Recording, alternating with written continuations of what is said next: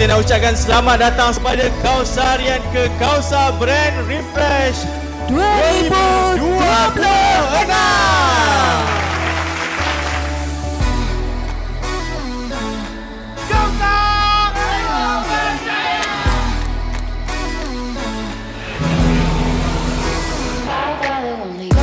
Apa khabar Kausarian?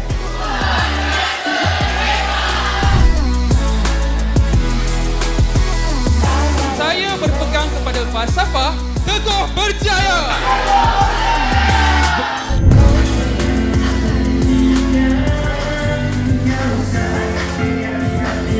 Selamat datang ke program kita Kausar Brand Refresh dengan satu tema dipanggil The Power of One. Pagi cerah, burung bernyanyi, singgah sebentar di hujung kota. Wajah baharu kini diraih, jenama segar melangkah ke hadapan bersama-sama.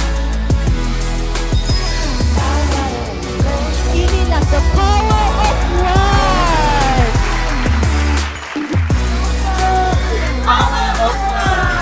Sebab itu sebenarnya 70% of my sales comes from mereka. Dan seterusnya, siapakah pemenangnya? Kita ada Natasha Kamal.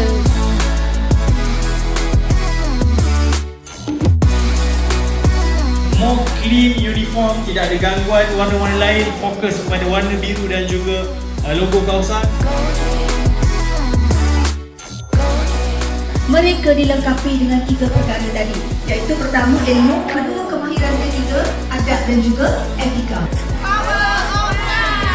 Kerana emosi saya dan juga kerana niat saya yang ingin membantu umat Islam di luar sana.